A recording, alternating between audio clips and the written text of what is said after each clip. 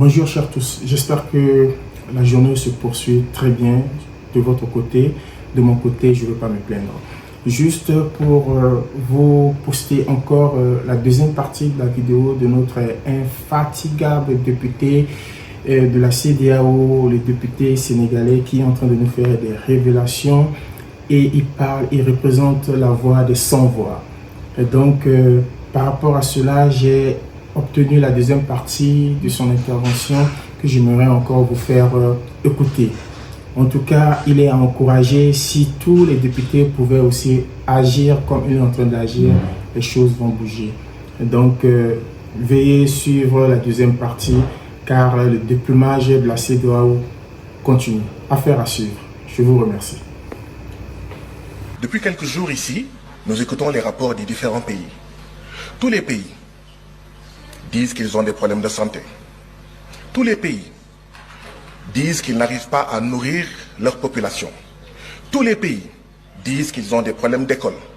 Tous les pays, même là où il y a les djihadistes des États-Unis, même là où il y a l'armée française, disent qu'ils ont des problèmes de sécurité. Je n'entends pas dans le rapport des réponses à ces problèmes. Je n'entends pas dans ce rapport une prise en charge de ces problèmes. Monsieur le Président de la Commission de la CEDEAO.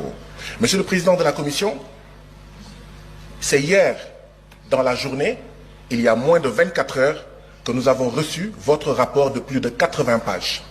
Vous comprendrez qu'il y ait eu, dans un premier temps, 16 inscrits. Vous voyez, il y a 36 présents sur le total des députés de la CEDEAO. La CEDEAO n'est plus attrayante, même pour ses membres, même pour ses députés. Monsieur le Président, je voudrais savoir, est-ce que ce sont les services du Parlement ou vos services qui ont fait que c'est à moins de 24 heures que nous avons reçu ce rapport? Parce que si nous voulons bien travailler, ce ne sont pas de bonnes conditions pour que les députés puissent prendre connaissance de ce rapport et puissent contribuer du mieux qu'ils peuvent, d'accord, aux politiques, en fait, communautaires. Monsieur le Président, vous avez dit qu'un peu plus de 85%, que les recettes des prélèvements communautaires financent un peu plus de 85% du budget de la CEDEAO. D'où viennent les 15%? D'où viennent les 15 autres pourcents? Monsieur le Président, notre CEDEAO va bientôt avoir 50 ans. Ce sera l'année prochaine, un demi-siècle. À la veille de ces 50 ans, nous avons le retrait de 3 de nos membres. Voilà le bilan de la CEDEAO. Nous nous attendons à avoir un discours d'électrochoc, mais pas un discours qui nous fait rester dans notre sommeil. Monsieur le Président, une CEDEAO qui pousse ses membres à assassiner ses artisans, ses paysans, ses jeunes, ses femmes, envoyer ces jeunes dans le désert du Sahara, dans la mer Méditerranée ou l'océan Atlantique, qui pousse ses membres à assassiner leurs petites et moyennes entreprises, en poussant ces États membres à signer les accords de partenariat économique entre l'Union européenne et l'Afrique de l'Ouest. Et tout le monde savait que les accords de partenariat économique, c'est la possibilité pour 85% des marchandises de 27 États de l'Union européenne d'entrer dans nos pays sans payer de droits de douane. Comment est-ce qu'on va régler la problématique du chômage? Comment on va régler la problématique du Sénégal où le taux de mortalité des petites et moyennes entreprises est de 64%? Et je suis persuadé que c'est à peu près pareil dans tous nos pays.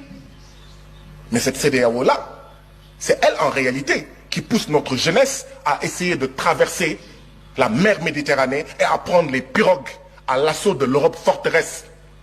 Nous ne voyons pas de changement. Cette CEDEAO qui pousse nos pays à maintenir les bases militaires françaises, à accueillir les djihadistes et d'autres armées d'occupation, parce que cette CEDEAO ne nous n'aide pas nos pays, comme le Mali, comme le Burkina, comme le Niger et comme d'autres pays, à faire face à la sécurité. Voilà ce que c'est que la CEDEAO. Mais qui va rester dans un mariage pareil? Un homme et une femme sont mariés. L'homme prend ses bagages et part. La femme dit à son mari, tu vas revenir par la force, viens. Non, c'est de dire, mon mari, pourquoi veux-tu t'en aller? Et on pose les problèmes.